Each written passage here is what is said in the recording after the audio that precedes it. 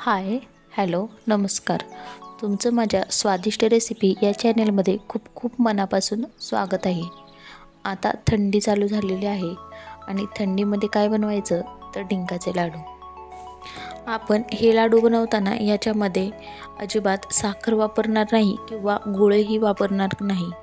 तर तुम्ही म्हणाल की हे लाडू मग गोड कसे होतील व बांधता कसे येतील, तर मी तुम्हाला ती नवीन ट्रिक दाखवते. तर चला मग आपण सुरुवात करूया रेसिपीला.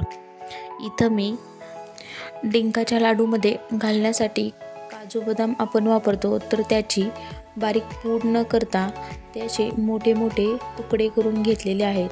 त्याच्यामुळे ते छान क्रंची लागतात. खारीक घेतलेली आहे 1 पावशर, खजूर घेतलेली आहे, खोबरं पावशर घेतलेले आहे. मी जेव्हा खारीक घेतलेले आहे तेव्हा त्या खारकेचं पुढचं जे देठ असतं किंवा ते जे त्याचं तोंड असतं ते काढून घेतलेलं आहे. तुम्ही तर पाहू शकता खारकेचं जे पुढचं आहे ते आपण इथे काढून घेणार आहोत आणि नंतरनं खारीक मधून तोडून त्याचं बी सुट्टे सेपरेट करून घेणार आहोत. असं आपल्याला सर्व खारकांचं करून घ्यायचं आहे. इथं मी सर्व खारीक करून घेतलेलं आहे. तुम्हाला एक मी दाखवते. अशा प्रकारे तुम्ही खारीकमधलं बी आणि त्याचं पुढचं जे तोंड आहे ते सेपरेट करून घ्यायचं आहे. त्याचप्रमाणे जे आपण खजूर घेतले आहे त्याचंही पुढचं जे टोक आहे किंवा ते तोंड आहे ते काढून घ्यायचं आहे आणि त्याच्यामध्ये आत जी बी आहे तीही आपण खजूरमधली काढून घेणार आहोत. अशा पद्धतीने तुम्हाला सर्व खजूरच्या बिया काढून घ्यायच्या आहेत. इथं मी पावशर खजूर आणि पावशर खारीक घेतलेले आहे आणि अर्धा पावशर डिंक घेतलेला आहे. खोबरंही मी 1 पावशर घेतलेलं आहे. आता इथं मी कढईत 1-2 चमचे तूप घालून आपण किसून घेतलेलं खोबरं मंद आचेवर भाजून घेणार आहोत. खोबरं भाजून घेतल्यामुळे आपल्या लाडूची चव खूप छान लागते आणि लाडू जास्त दिवस टिकतील. त्यामुळे खोबऱ्याचा वासही येत नाही. त्यामुळे आपण लाडूमध्ये खोबरं घालताना थोडंसं भाजून घ्यायचं. इथं मी खिसणीने बारीक साईजच्या खिसणीने खोबरं छान बारीक किसून घेतलेलं आहे. त्यामुळे जसे विकतचे लाडूमध्ये खोबरं किसलेलं असतं त्याच पद्धतीने आपणही तसंच बनवणार आहोत आणि ते खायला पण खूप छान लागतं. इथं आपण मंद आचेवर खोबरं 4 ते 5 मिनिटासाठी भाजून घेणार आहोत. खोबरं जास्त भाजायचं नाही. अगदी थोडंसं हलका कलर चेंज झाला की लगेच आपण खोबरं काढून घेणार आहोत. तुम्ही ते पाहू शकता खोबऱ्याचा कलर चेंज व्हायला लागलेला आहे. आता खोबरं आपण हे काढून घेणार आहोत आणि त्याच कढईमध्ये आपण जे काजू बदाम याचे ड्रायफ्रूट्सचे छोटे छोटे तुकडे केले होते ते याच्यात भाजून घेणार आहोत. त्याच्यामध्ये आपण साधारण 1 चमचा तूप घालून हे छान भाजून घेणार आहोत, जेणेकरून ते छान क्रंची बनतील.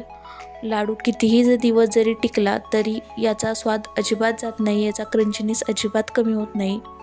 त्यामुळे आपण हे असे थोडेसे फ्राय करून घेणार आहोत, ज्यामुळे ते छान क्रंची लागतील आणि जास्त दिवस टिकले तरी बदाम आणि काजू यांचा अजिबात वास येणार नाही किंवा त्याला बुरशी येणार नाही. त्यामुळे हे आपण हलके थोडेसे फ्राय करून घेणार आहोत किंवा भाजून घेणार आहोत. आता हे भाजून झाल्यानंतर आपण काढून घेणार आहोत. आणि आता याच गरम कढईमध्ये आपण डिंक तळण्यासाठी तूप गरम करण्यासाठी ठेवणार आहोत, जेणेकरून तूप छान गरम होईल.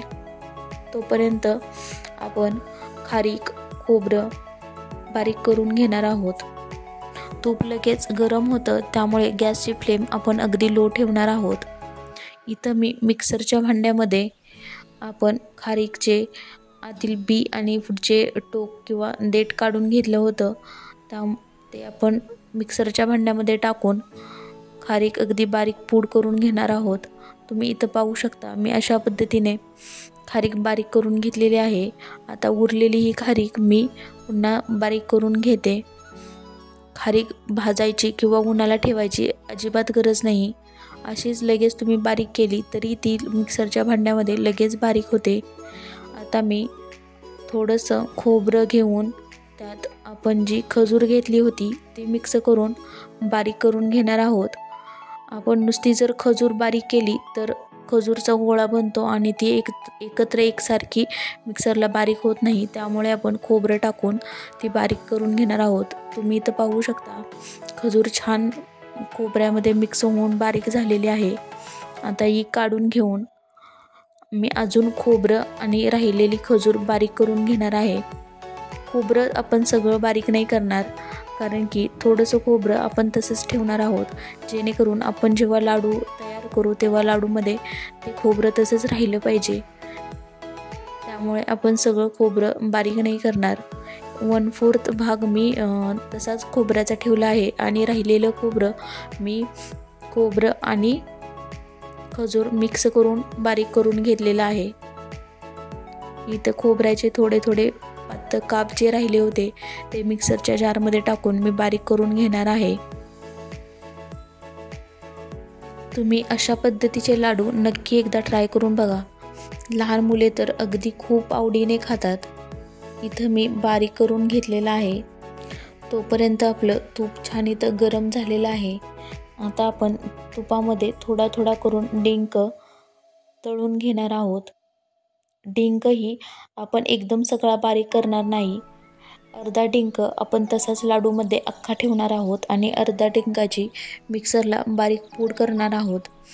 डिंक तसाच ठेवल्यामुळे लाडूला खूप छान क्रंचीनेस येतो आणि लाडू खूप छान टेस्टी लागतात. लाडूचा आहे असा क्रंचीनेस कायम टिकून राहतो अगदी शेवटपर्यंत.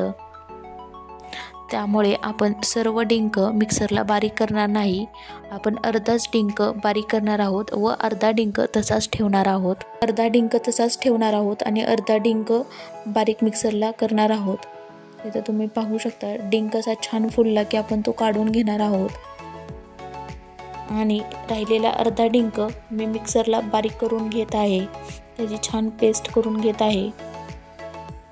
इथे तुम्ही पाहू शकता बारीक केलेला डिंकही त्यात मी मिक्स केलेला आहे. आता हे सर्व मिश्रण आपण एकत्र एकजीव करणार आहोत, जेणेकरून जी आपण खजूर बारीक केलेली आहे ती सर्व खारीक खोबरं यांना लागली पाहिजे. त्यामुळे ती एकसारखी एकजीव करून घ्यायची, जेणेकरून आपण जे मिश्रण केलेलं होतं त्याला छान गोडवा येईल.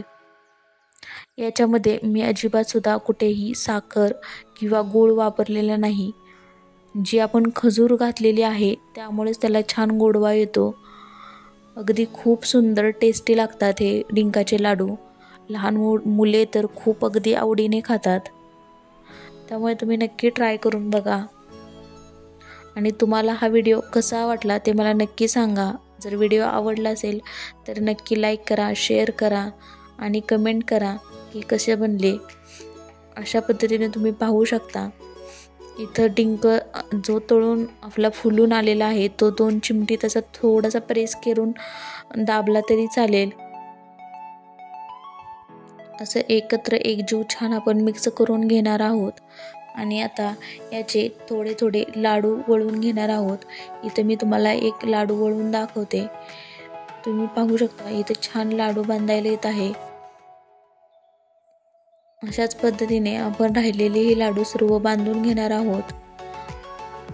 लाडू अजिबात लगेच फुटत नाही किंवा लगेच तुटत नाही. तुम्ही पाहू शकता किती सुंदर दिसायला दिसतोय आणि खायलाही खूप सुंदर लागतात. त्यामुळे तुम्ही नक्की ट्राय करून बघा. पाहू शकता आतूनही अगदी काळा दिसत नाही किंवा खूप पांढरा लाडू दिसत नाही. अगदी जसे विकत मिळतात तसे सेम टू सेम दिसत आहेत किंवा त्याच्यापेक्षाही खायला टेस्टला खूप सुंदर लागतात. इथं तुम्ही पाहू शकता मी 2 हाताने छान लाडू अगदी सहज पद्धतीने बनवत आहे. तुम्हीही नक्की ट्राय करून बघा. आता राहिलेले सर्व लाडू मी बांधून घेत आहे. तुम्हाला मी बनवलेले डिंकाचे लाडू कसे वाटले व ते आवडले का ते मला नक्की कमेंट करून सांगा. आणि तुम्हाला जर व्हिडिओ आवडला असेल तर नक्की लाईक करा, शेअर करा, कमेंट करा आणि सबस्क्राईब करा. आणि नंतर तुम्हाला कोणती नवीन रेसिपी बघायला आवडेल ते नक्की मला कमेंट करून सांगा. धन्यवाद.